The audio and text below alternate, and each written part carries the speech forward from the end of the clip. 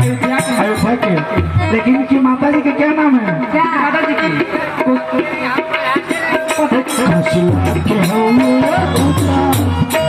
आँख के पुतरिया ये दुल्हा, आँख के